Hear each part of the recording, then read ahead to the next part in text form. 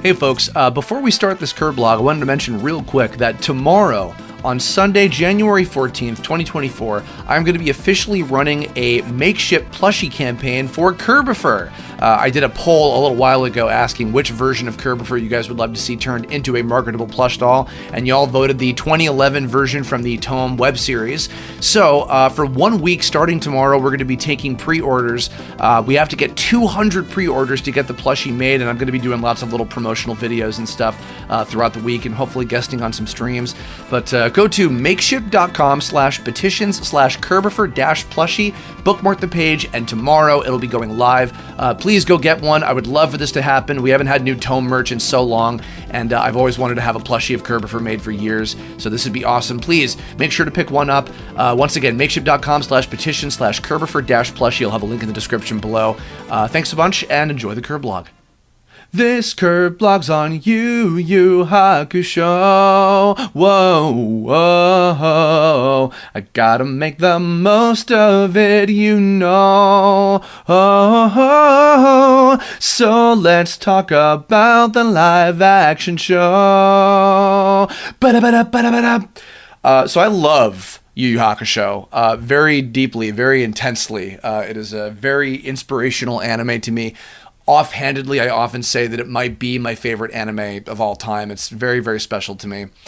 And so, I think at least a year or two ago when they announced that they were going to be doing a live-action Netflix series, I was like, okay, we'll see how that goes. This is before the live-action One Piece series had come out, and therefore kind of won over some of the good graces with people with, the idea of live-action anime adaptations not being complete crap all the time.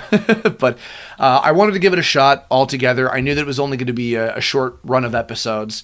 So while I was away in Florida visiting my family during the Christmas break, I decided to, because also I don't have Netflix otherwise, and they did, so I figured I'd pull it up, and I was like, hey, you know what, let me give this a shot. Why not?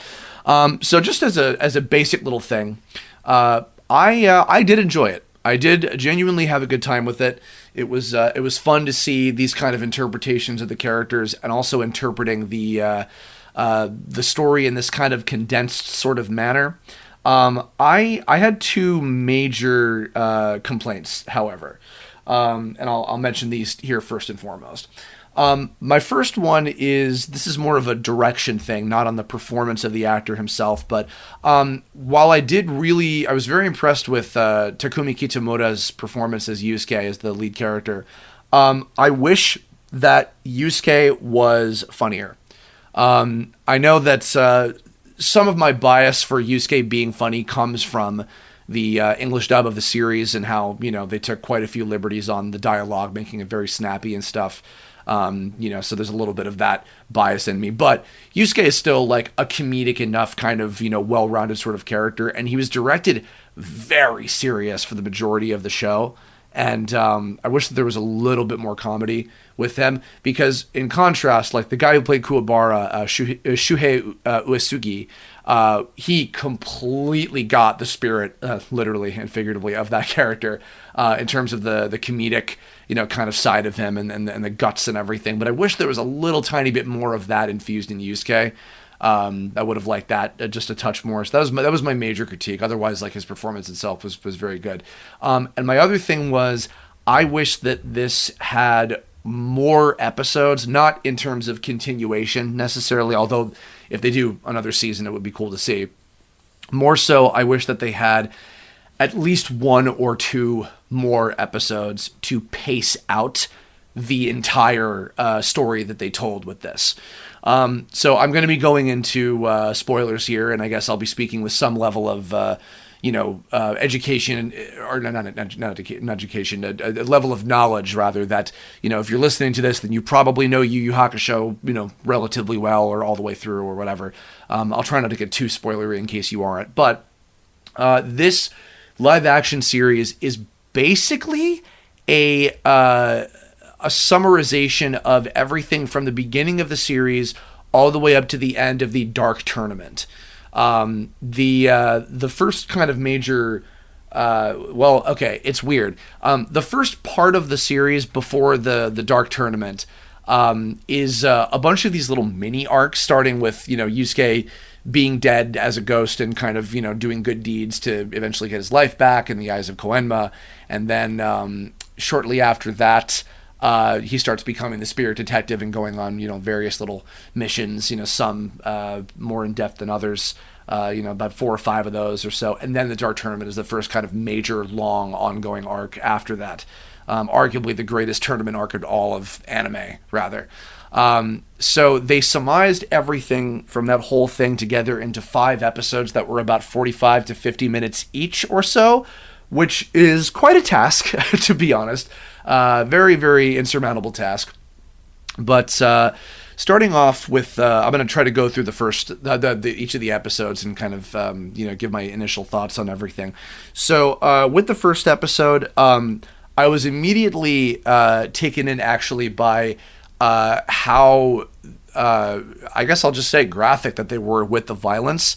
It is a pretty hardcore shonen, not like, quite as much as say like a Chainsaw Man or even like a Berserk or whatever. But it's relatively violent and has quite a few adult things in it, from just the get-go. And, the fact that they kept something as simple as like, keeping him as smoking cigarettes, when he's on top of the roof and everything. They took away, I think, a little bit of his perversion, I think, to maybe, scale that back a touch, which is fair enough. And then they also have, his death in the beginning, just, him saving the kid and everything is, very hardcore, the way that it was rendered and with the effects and everything. Like it's actually kind of shocking to see how it happens.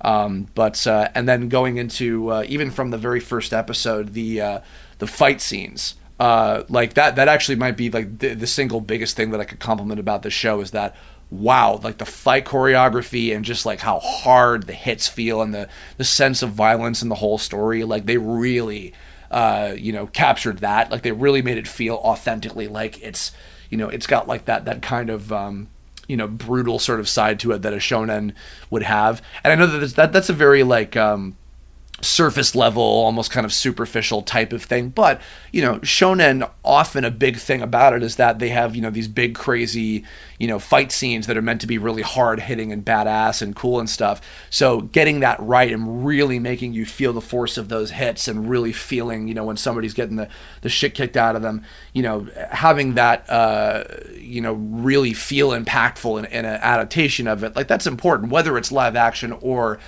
animation. That is important to get that impact as much as possible. So I did like that a lot. I liked showing a little bit of the softer side of Yusuke. I liked having this new-ish sort of character, the kid that gets picked on by the bullies, and Yusuke has to save him and has to kind of bring him back to the his sense of self, because he gets possessed by one of the little tiny demons and everything, which right away, I think that having the whole idea of the demon world like portal being opened up by Sakyo as like the overarching plot point, justifies the whole idea of making him a spirit detective and needing somebody to immediately start taking care of this issue, setting it up early on enough with the little tiny apparitions that come through and then start possessing humans and making them do crazy stuff. Even down to, on that same note, having the truck driver that accidentally kills Yusuke and kind of tying that all together. I did like that. That felt very like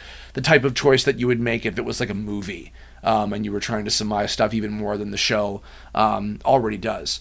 So I liked the relationship that he has with Keiko and with Kuwabara. I feel like they captured that well, his kind of different types of camaraderie with those two characters.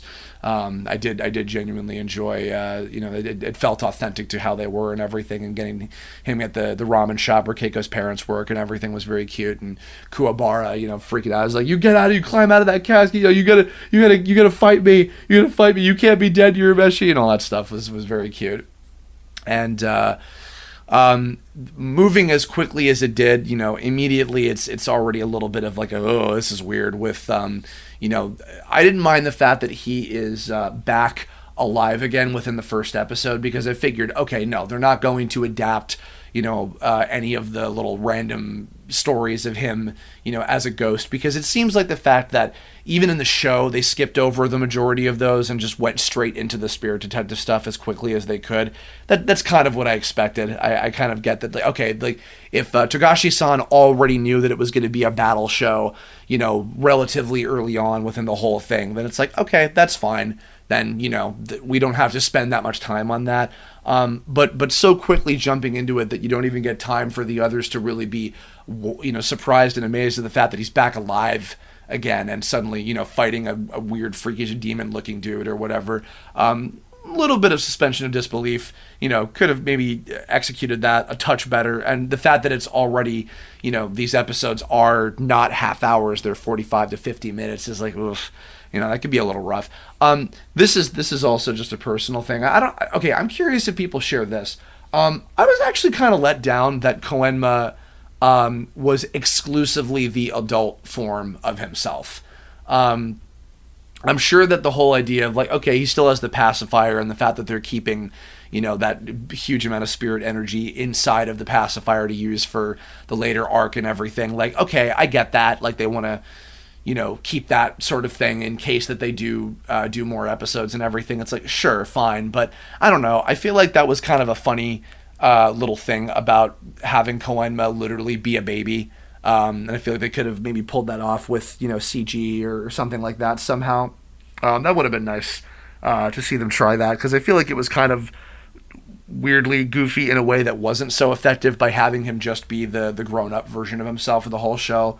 And he's just walking around with a pacifier. It's like, okay, yeah, it's a little weird. Botan. Botan's another one. Her actress, I think, definitely got the spirit, again, of that character, very much so. Sad to say, when it came to Kurama and Hiei, while I was impressed with, the little bits of stuff that they got to do, the live-action actors, in the show, it was little bits. The fact that Kurama and Hiei did not really have a whole lot of time in the whole show. I mean, I was joking to, I saw Alejandro Saab earlier today when I'm recording this, and I was telling him, I almost exaggeratedly so, that Hiei has only about 5 lines of dialogue, and I felt like I was exaggerating, and I also kind of felt like I wasn't exaggerating, to be honest. Having moving into the second episode, having the 3 demons with Kurama, Hiei, and then Goki as well, stealing the 3 relics and everything. I felt that having that mission present certainly made sense to have that in there as much as possible. That was enough of an important establishment and everything, and showing what he's capable of. Having Kuwabara already kind of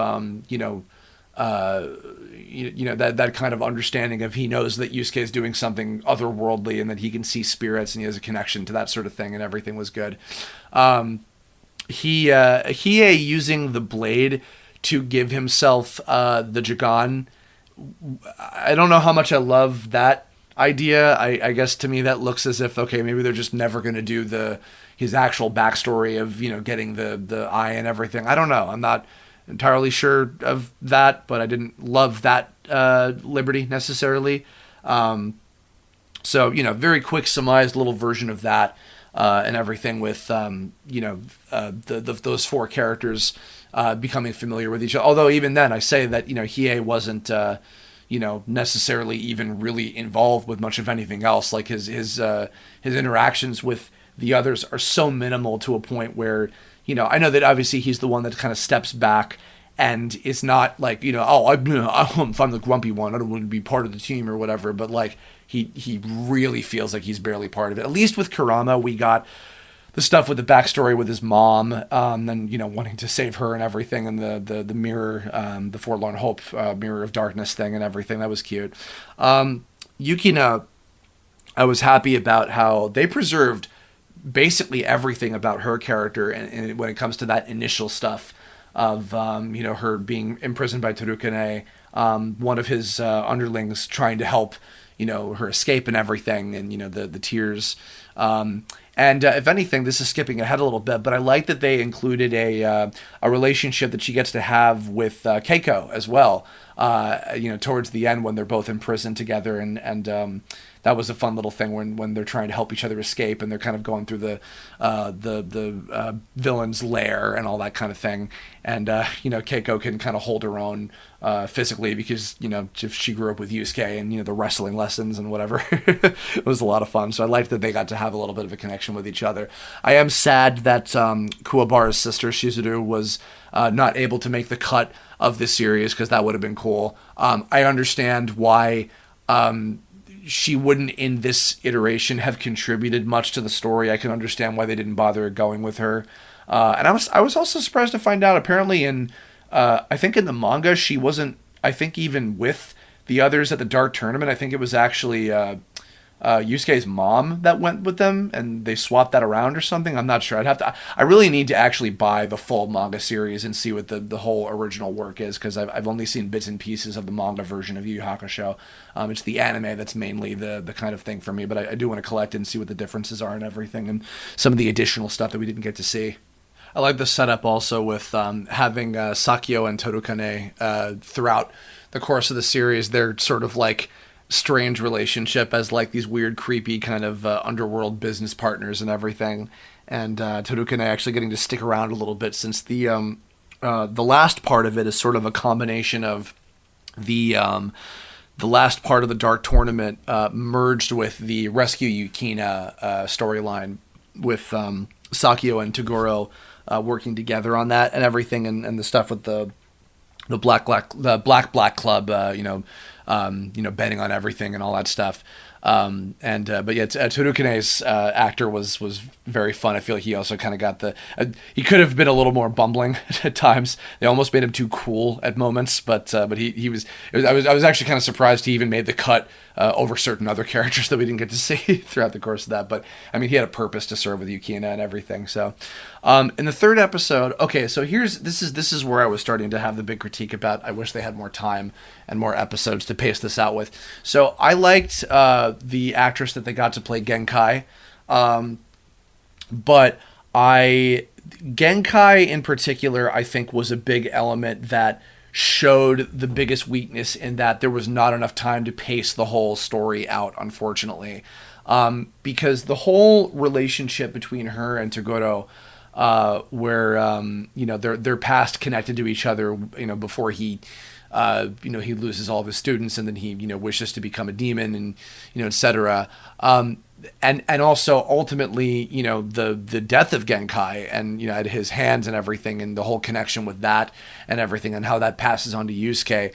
The impact of that, so much of it is lost because the relationship that is formed between Yusuke and Genkai is surmised into that single episode, and that's one of those things.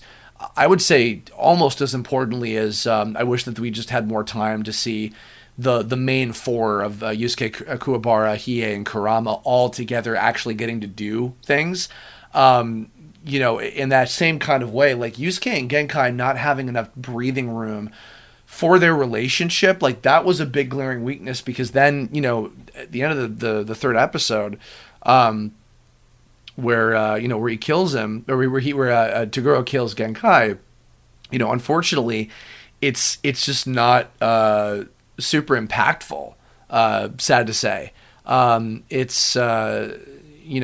just kind of feels like, oh, we've known this character for like 5 seconds, and this is supposed to be like a big deal that he's taking her out, and Yusuke is supposed to be enraged, but it's like there's not enough paced out to make it like even matter in the end, unfortunately. So that was something that was a big disappointment. I did like what we got. I liked her training both Yusuke and a little bit of Kuwabara to see how he gets the spirit sword and everything. I loved that, but it was, to be honest, I wish that there was more time spent on the characters getting to know each other in a deeper kind of way. I wish that Yusuke and Genkai could have had a deeper relationship than that. I wish that and the main group, I wish that Yusuke and Kuwabara could have gotten to know Kurama and Hiei more. Even by the time that they get to the fortress, and then the last 2 episodes for the most part are them infiltrating the villain's lair and trying to take them out and everything.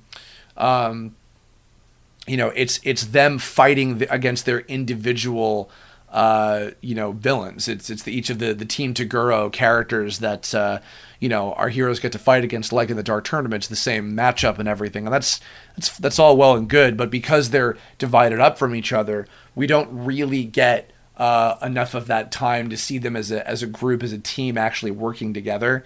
There's moments of that. That's why I was happy to see the Yukina and Keiko stuff, because they actually get to work together to try to escape, and then Kuwabara helps them out. Like, that stuff was good, but otherwise it was just Kurama versus Karasu and Hiei versus Bui, and eventually then but even fighting Elder Toguro, like Kuwabara got to be part of that. And then it's not until the final battle with Toguro in the fifth episode where our heroes are actually able to all fight against Toguro at the same time. But even then, that's mainly Yusuke's fight. That's something that's supposed to be between him and Toguro, and by extension it's because of Genkai. So unfortunately, I feel like that's where, like, a lot of the weakness. It's that lack of relationship between the characters that comes from the fact that there wasn't enough time to surmise everything that could have helped make those relationships strong. So that was kind of a bummer. But I will say there was still something overall about the portrayal of the characters from the majority of the actors, both in the casting, visually and performatively, that I felt they all felt pretty authentic to who they were supposed to. Even some of the bit characters, like even the ones that have less like full development or anything. One that was a little bit of a letdown. I can't quite put my finger on what it was Toguro.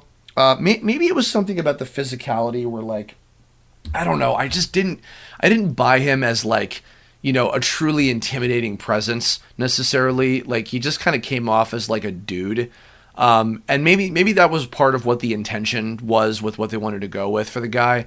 But, like, the fact that literally all of the other Toguro team members, Bui and Karasu, and I mean, Elder Toguro was such a big highlight. Like, that guy, that was another one. He was just, like, so much fun to watch, and was so creepy, and really, like, captured the essence of that character. Like, not to say that the guy that played Toguro did like a bad job or anything. It was just there was something lacking in, like, the presence of that character that didn't hit as well as the original one did for me. I think actually almost in the same way that, like, even though again Yusuke was great, I still wish that he had a little bit of that comedy in him, just a little bit of that fun. And especially because compared to, like, Kurama and Hiei are so much more serious and dire, comparatively to Yusuke and Kuwabara, who are, like, the funnier of the two. They're the more, human, literally and figuratively, compared to the two demon boys. But so I spread it out over a couple days watching it, because I wanted to savor the experience. And it's funny because it did also, shortly after that, it did put me in a little bit of a Yu Yu Hakusho kick, because I didn't go back and rewatch the full series, but I watched the movies, the short OVA movie, and the full feature film, the Poltergeist Report thing, and then also the recent OVAs that they put out a few years ago with the revival things and everything or after the end of the show, and I enjoyed that. I'm sure I will go back and rewatch the series again at some point, because I usually tend to every, like, few years or so.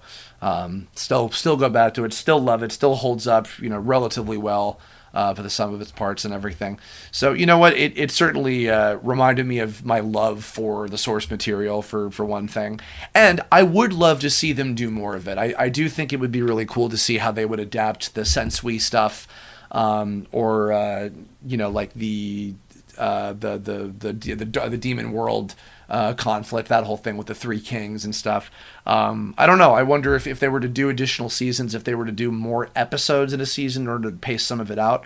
I'm not sure, but I liked it enough that I would like to see more of it. And it is definitely, like, it's a sign of, okay, somebody that made this clearly had a vision for paying in tribute to the original work and trying to keep the spirit of what makes the source material so great in the first place to adapt for an on-screen version to begin with.